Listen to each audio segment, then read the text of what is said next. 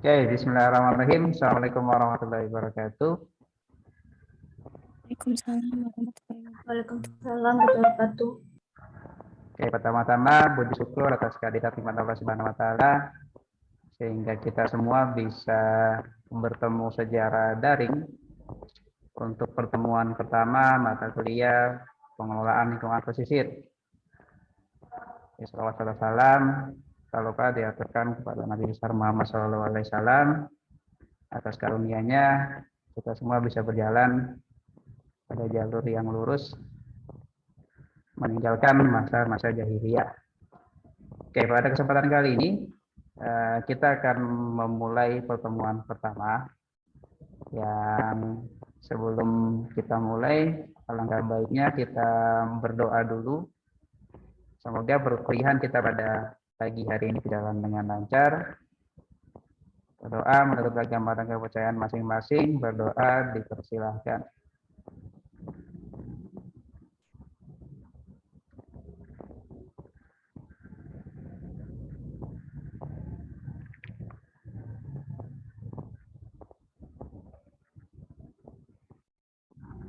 Oke, sudah selesai. Oke, pada kesempatan kali ini kita akan bersama untuk membahas mengenai bagaimana pengelolaan lingkungan pesisir selama 14 pertemuan ke depan. Di awal saya sudah kirim melalui grup WhatsApp juga terkait dengan Google Form-nya. Jadi sebagai pengantar terkait dengan persiapan, terkait dengan sejauh mana sih kesiapan mulai dari perkuliahan secara daring, kemudian penggunaan aplikasi yang saya harapkan nanti mungkin kita semua sudah mulai terbiasa ya untuk penggunaan Zoom seperti yang sekarang, kemudian untuk penggunaan Google Classroom. Saya lebih preferensinya lebih memilih untuk penggunaan Google Classroom karena sebenarnya untuk memudahkan koreksinya, terus untuk memudahkan pengerjaan tugasnya, pemberian tugasnya sebenarnya. Karena kalau menggunakan portal, terkadang kalau terlalu banyak nanti file yang dimasukkan itu bisa jadi satu masalah sendiri dan untuk mengaksesnya akan lebih sulit saya nanti untuk koreksinya. Itulah kenapa saya akan menggunakan Google Classroom nantinya. Oke, terima kasih ya pertama-tama untuk yang sudah mengisi kuesionernya.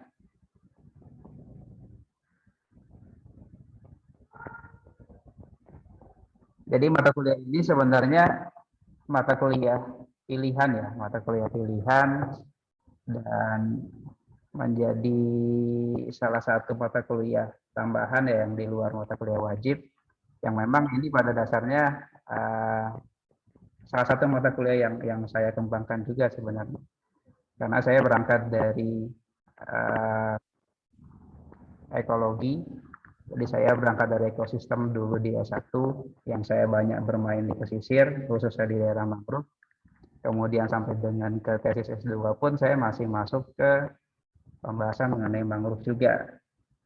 Jadi pada kesempatan yang kali ini nanti kita akan coba sama-sama mempelajari bagaimana sih sebenarnya pengelolaan lingkungan pesisir yang tentunya nanti akan coba kita kaitkan juga ke dunia teknik atau engineering juga dan berkaitan juga dengan mata kuliah dasar yang ada di teknik lingkungan sebenarnya. Oke, kita bahasan kita pada agak lama ya. Nggak muncul deh ya, sama lagi masalahnya. Oke, jadi pada kesempatan kali ini saya akan mulai dari kontrak perkuliahan terlebih dahulu. Jadi di kontrak perkuliahan kita akan membahas apa kewajiban, apa nanti hak kalian yang bisa didapatkan pada setiap semesternya. Sebentar, saya tutup dulu. Kita begini saja. Sudah nampak kan ya?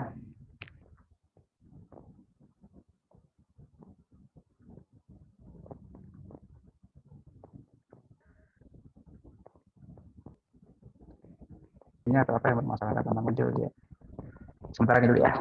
Jadi kita akan membahas mulai dari kontrak perkuliahan, kemudian tujuan instruksional yang nanti berkaitan dengan bagaimana kita membagi, bagaimana kita melakukan perkuliahan selama 14 pertemuan nantinya, jadi terkait dengan apa saja materi, apa saja nanti, apakah ada. Kita akan nanti sedikit memulai cara penggunaan lahan pesisir, yang kita mulai dari sebenarnya dalam industri wisata itu kebutuhannya apa saja, dan nanti tentunya akan membahas yang mungkin muncul terkait dengan pengembangan wisata di kawasan pesisir. Oke, ini mungkin kita bisa lebih cepat saja karena kurang lebih sama. Jadi kita semua pesertanya sudah masuk ke dalam portal, kemudian kehadiran 75% secara total nantinya, kemudian semoga nanti bisa pada kondisi sinyal yang memungkinkan, kemudian kehadiran di Zoom setidaknya saya harapkan bisa 30 menit setelah Zoom-nya berjalan, sudah bergabung ke dalam Zoom. Kalau tidak, silakan nanti bisa diikuti recording-nya saja. Jadi karena nanti akan pastikan saya record setiap pertemuan kita. Kemudian platformnya seperti biasa ada portal untuk mengakses nanti link Zoom-nya, kemudian Google Classroom untuk penugasan, dan ada beberapa materi yang akan saya share di sana. Di portal nanti juga saya akan share link untuk ke YouTube-nya terkait dengan recording. Kemudian grup WhatsApp itu yang kita bisa berdiskusi dan berkomunikasi secara langsung selama 24 jam. Kemudian jenis ketidakhadiran juga sudah diketahui secara bersama. Penentuan nilai akhirnya kurang lebihnya akan sama. Kehadiran nanti akan saya lihat kehadiran dan menjadikan satu penilaian juga meskipun hanya 5%. Dan lebih tingginya nanti di keaktifan. Jadi keaktifan nanti mengamarkan bagaimana tingkat partisipasi dari mahasiswa. Nanti akan coba saya jelaskan. Kemudian ya nanti link Zoom, link untuk bergabung ke dalam Google Classroom-nya saya kirim ke dalam WhatsApp saja ya. Jadi bisa langsung masuk ke dalam Google Classroom-nya. Kemudian tugas, nanti ada tugas mandiri dan tugas terstruktur, ujian tengah dan ujian akhir, kurang lebih sama dengan sebelumnya, penggunaan ujian tertulis nantinya. Nanti kalau ada yang perlu diulang, silakan disampaikan saja ya. Nah, terkait dengan aktivitas, jadi bagaimana nilai keaktifan akan saya lihat. Jadi secara totalnya akan mendapatkan 100 poin, yang dimulai dari yang pertama memberikan respon nanti pada setiap pertemuan, baik itu secara daring, atau mungkin nanti ada recording yang perlu kalian dengarkan. Silakan berikan respon ataupun tanggapan terkait dengan materi, atau nanti ketika saya tanyakan sesuatu, atau minimal dengan mengerjakan tugas. Jadi mungkin nanti tidak bisa mengikuti Zoom karena berhalangan. Nanti dengan mengikuti tugas, maka nanti dengan mengumpulkan ya, mengerjakan dan mengumpulkan melalui Google Classroom, maka nanti secara otomatis akan mendapatkan nilai 60. Nanti akan ditambah dengan ketika memberikan pertanyaan ataupun menjawab pertanyaan yang muncul pada suatu pertemuan. Dan yang terakhir 10 poinnya itu untuk tanggapan ataupun pengerjaan tugas. Nilai kurang lebih sama, 85A, yang E-nya itu untuk nilainya di bawah 44. Oke, kita masuk ke mata kuliah kita. Jadi tujuan instruksional ini nanti akan menggambarkan mulai dari apa saja kompetensi utama. Jadi kompetensi yang diharapkan bisa diperoleh oleh setiap mahasiswa yang mengikuti mata kuliah ini. Kemudian kita akan melihat bagaimana struktur tema-tema atau materi-materi yang akan kita pelajari sampai dengan akhir pertemuan nanti. Yang mana yang menjadi tujuan instruksionalnya atau kompetensi utama yang diharapkan bisa diraih oleh setiap mahasiswa adalah memahami hal-hal yang terkait dengan karakteristik ekosistem pesisir. Ini sebagai aspek pengetahuannya, aspek keterampilannya, menganalisis nanti permasalahan di kawasan pesisir secara komprehensif, dan aspek sikapnya terkait dengan kepekaan, kerjasama, tanggung jawab, jujur, dan disiplin. Apa yang kita nanti pelajari selama 14 pertemuan nanti, kita akan mulai dari bagaimana peranan manusia, bagaimana keterkaitan antara manusia dan pesisir, kemudian geomorfologi dari pesisir, Jadi lingkup apa sih, apa yang dimaksud dengan pesisir, lingkup secara fisiknya seperti apa, secara geologisnya seperti apa, kemudian bagaimana pembagian zonasi-zonasi terkait dengan pesisir. Kemudian setelah itu kita akan membahas mengenai bagaimana sistem-sistem pembentuk pesisir, kemudian bagaimana proses-proses pembentuk pesisir. Sistem pembentuk pesisir itu contohnya mulai dari pantai sampai dengan di terumbu karang. Proses pembentuk pesisir, contohnya gelombang, kemudian ada sedimentasi dan lain sebagainya. Kemudian kita masuk ke ujian tengah semester. Setelah ujian tengah semester, kita masuk pembahasan mengenai bangunan pelindung. Kemudian kita bahas sedikit secara nasionalnya bagaimana pendayagunaan pesisir dan pulau-pulau kecil di Indonesia. Dan goal akhirnya nanti terkait dengan bagaimana pengelolaan ekosistem pesisir berkelanjutan. Ini rincian ya, terkait dengan pembahasan pada setiap pertemuannya, mulai dari pertemuan pertama dan nanti referensinya juga sudah ada. Nanti ada detail analisis instruksionalnya sudah saya bagikan juga melalui Google Classroom, jadi nanti bisa dilihat juga. Jadi sampai dengan pertemuan ke-14. Kemudian terkait dengan tugas, jadi nanti akan ada tugas mandiri dan tugas terstruktur. Kenapa jadi struktural ini ya? Jadi maksudnya ini terstruktur. Kemudian tugas mandiri sendiri nanti akan disediakan pada setiap pertemuannya. Jadi sebagai evaluasi capaian pembelajaran per pertemuannya.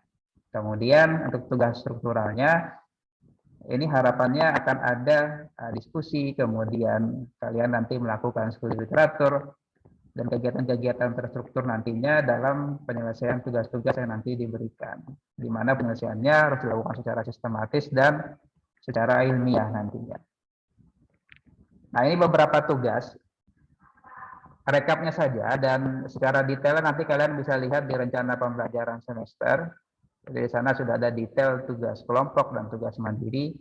Secara umumnya tugas kelompok nanti akan dimulai dari pertemuan 3 dan 4. Jadi nanti saya minta untuk mengkaji sistem pembentuk dari lingkungan pesisir yang berupa pantai, sistem penahan, mangrove, dan terumbu karang.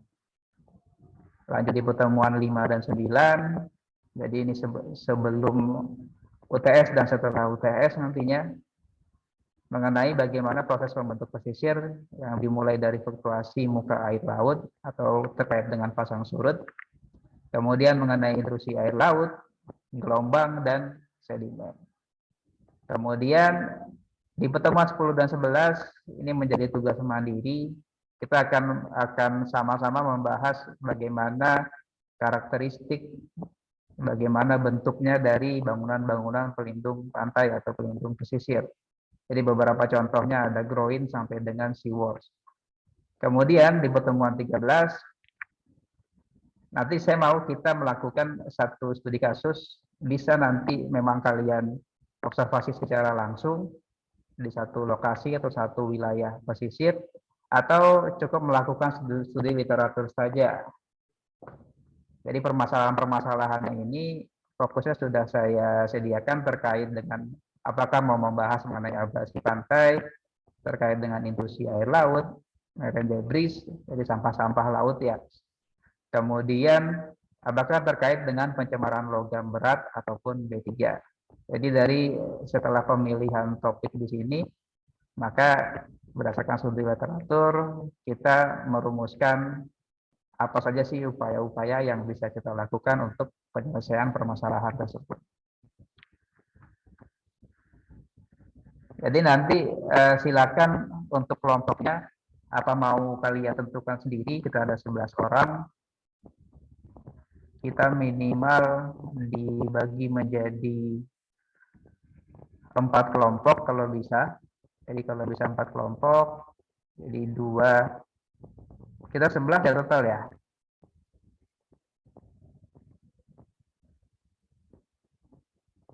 Lihat enggak?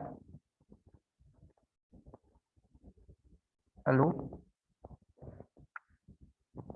Ya Pak. Halo, Ya halo. Pak, 11. Nanti 11 dibagi jadi 4 kelompok ya. Pembagiannya mau saya bagi atau dari kalian yang bagi? Jadi kalau bisa di hari ini kita selesaikan. Saya saja yang bagi ya, tapi nanti mungkin setelah Zoom ini saja nanti saya berikan nama-namanya. Oke, sampai sini ada yang ingin ditanyakan? Saya persilakan.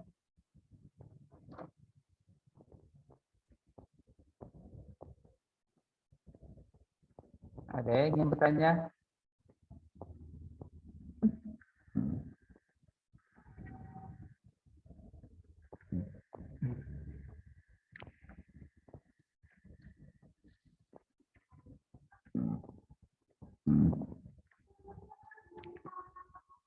Bisa kita lanjut saja?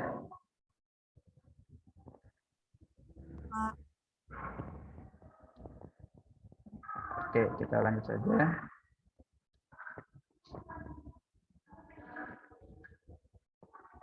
Oke, kita masuk ke materi awal. Jadi bagaimana sebenarnya sejarah penggunaan lahan pesisir itu sendiri?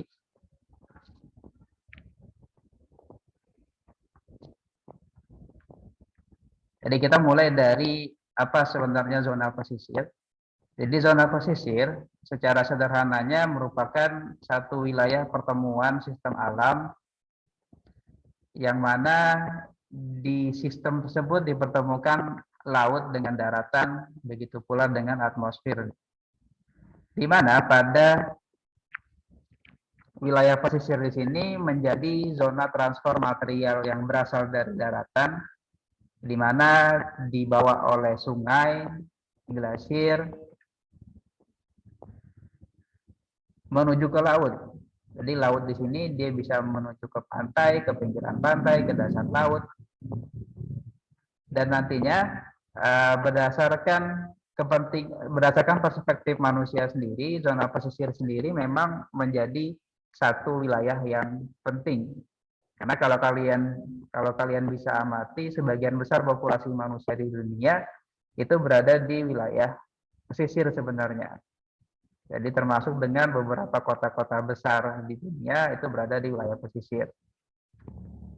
Khususnya yang berada di dekat muara aliran sungai. Kemudian untuk penggunaan pesisir itu sendiri itu sangat beragam, mulai dari kegiatan memancing, kemudian kegiatan transportasi, rekreasi, sampai dengan sumber energi terbarukan, apakah pasang, gelombang, angin, dan lain sebagainya. Kemudian masing-masing zona atau wilayah pesisir itu memiliki ragam perspektif yang sangat berbeda, khususnya di beberapa negara-negara maritim, jadi negara-negara yang memang memiliki luasan laut yang besar, termasuk salah satunya Indonesia, yang nantinya akan beragam mulai dari sejarahnya, kultur, kondisi fisik dan biologinya, di mana sebagai salah satu contohnya di Belanda dan Maladewa itu dengan satu bentuk populasi yang tinggi, dia memiliki kenaikan level air laut dan berada di wilayah delta yang besar. Itulah kenapa di Belanda untuk bisa mendukung kehidupan populasi yang tinggi di sini, maka dibuatlah dam-dam atau penahan sehingga airnya tidak masuk ke dalam. Kemudian di Kanada, ini menjadi salah satu negara dengan wilayah pesisir yang terpanjang di dunia.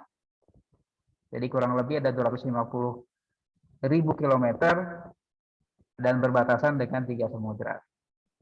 Indonesia pun sebenarnya menjadi salah satu negara maritim yang terbesar juga. Sebagian besar wilayah Indonesia berupa laut, yang memang ini menjadi salah satu urgensi awal kenapa penting untuk kita bisa mengelola kawasan pesisir. Kemudian perubahan-perubahan yang berada di wilayah pesisir, kalau kita coba lihat mulai dari rentang waktu detik sampai dengan milenia, maka nanti akan ada perbedaan proses-proses di pesisir yang terjadi. Jadi contohnya perubahan terkait dengan sedimentasi itu bisa dikatakan terjadi dalam hitungan detik. Kemudian perubahan terkait dengan proses-proses yang diakibatkan oleh adanya gelombang ataupun arus itu biasanya hitungan menit, sampai dengan terkait dengan pergerakan atau perubahan struktur geologi di suatu kawasan pesisir, karena nantinya akan sangat penting nanti untuk bisa dilihat pengaruhnya terkait dengan perubahan pesisirnya yang dapat terjadi. Kemudian beberapa kaitan antara manusia dan zona pesisir. Jadi aktivitas manusia di pesisir di sini umumnya dalam mencari keuntungan finansial. Jadi dalam hal ini adalah salah satunya adalah dengan wisata, di mana manusia masih menjadi sentral dari pembangunannya. Kemudian aktivitas pada zona pesisir ini rentan akan terjadinya resiko lingkungan. Meskipun memang adanya polusi, kemudian pendangkalan, pengurukan dan pengisian itu menjadi salah satu bentuk operasional sistem alami dari satu kawasan pesisir untuk mengembalikan kondisi fisik dan kimianya secara alami.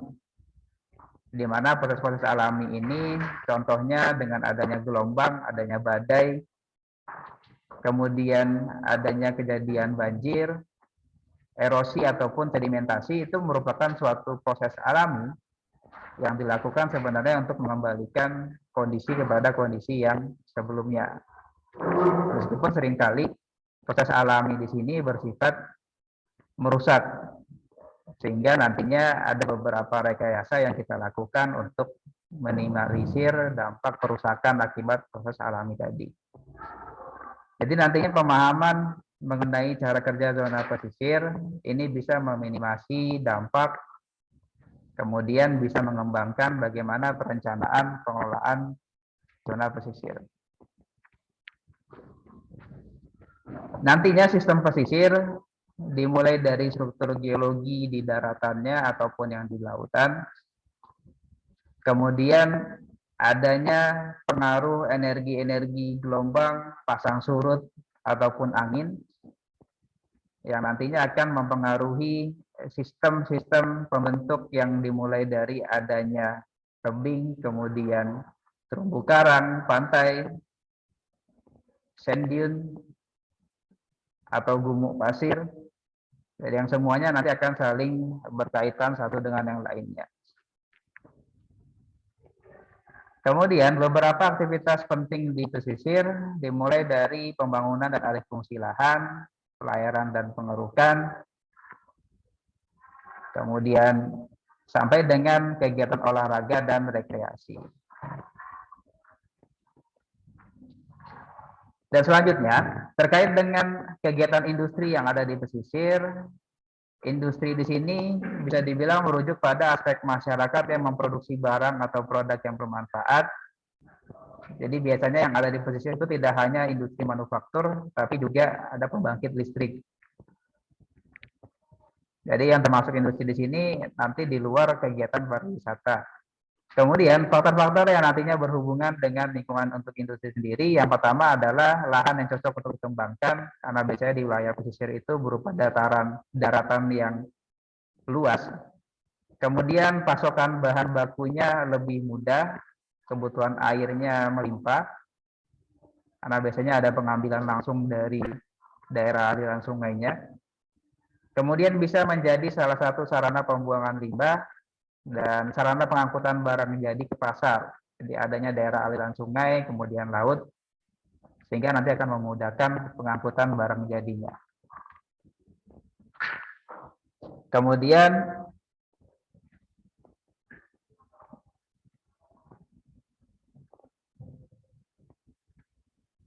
beberapa alasan lain kenapa industri lebih memilih untuk berada di wilayah pesisir.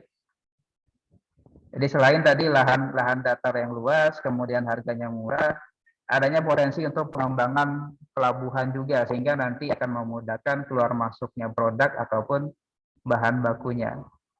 Kemudian suplai air yang tak terbatas dan adanya sistem alami pembuangan limbahnya. Kemudian ini di tabel ini kita bisa melihat relevansi wilayah pesisir dan estuari sebagai pengembangan wilayah industri.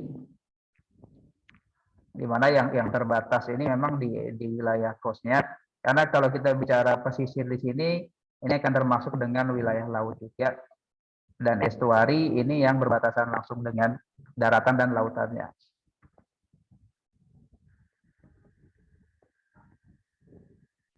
Kemudian mengenai tren sejarah pembuangan limbah sendiri, itu dimulai dari eksploitasi sumber daya alam untuk menghasilkan limbah, kemudian kegiatan industri meningkatkan limbah yang dibuang, pesisir sebagai sistem pembuangan limbah sehingga menyebabkan pesisir terpapar oleh polutan.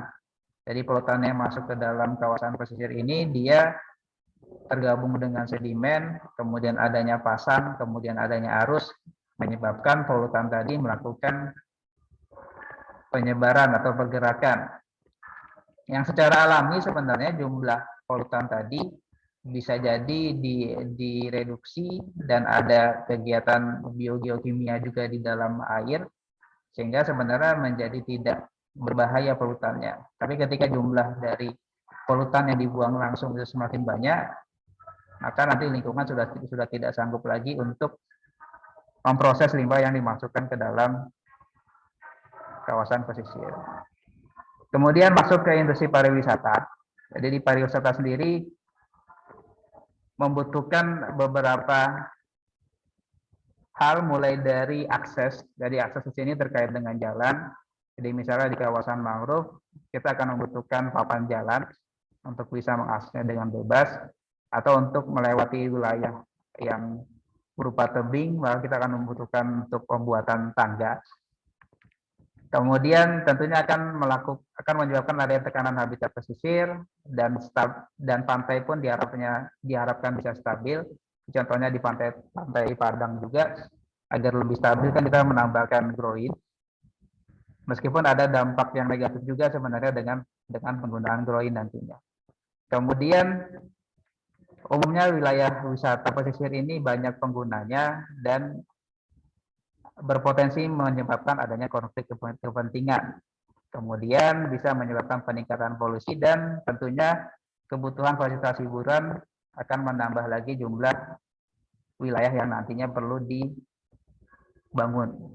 Kemudian beberapa permasalahan yang terkait dengan pesisir itu dari sisi intensitasnya, dan memang dalam pengembangan resort itu sudah sangat masif, khususnya di beberapa wilayah-wilayah pulau-pulau kecil.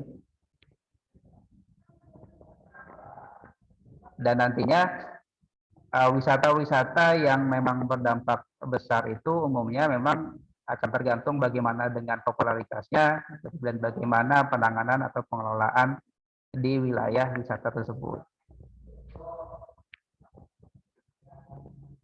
Itu kira-kira sebagai pengantar saja. Kalau ada yang ingin ditanyakan, saya persilahkan.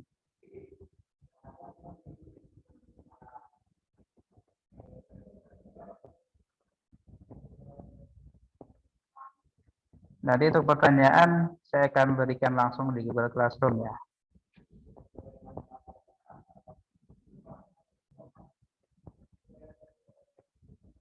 Ada yang ingin ditanyakan?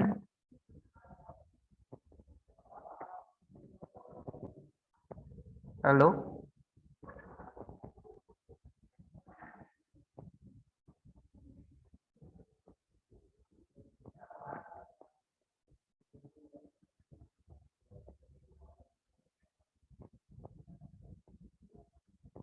Kelompoknya enggak masalah, saya yang bagikan nanti ya. Apa, Pak?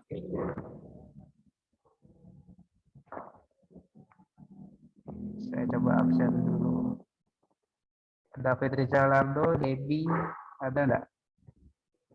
Fahril Ruzi, Lailatul Rahmi, Debbie izin ke rumah sakit katanya, Pak. Ruzi. Debbie, Pak. Oh, Debbie, oke. Luciana, ya. Hadir, Pak. M. Hasmi, Muhammad Iqbal, ada ya. Novia, Resti, Muhammad Daniel, ada Satria. Izin tadi. Oke, kalau tidak ada, saya sudahi pertemuan kita pada pagi hari ini. Nanti akan saya berikan pembagian kelompoknya dan tugas nanti akan saya kirimkan langsung melalui Google Classroom. Mungkin sekian dari saya, kurang lebihnya mohon maaf. Assalamualaikum warahmatullahi wabarakatuh. Waalaikumsalam warahmatullahi wabarakatuh.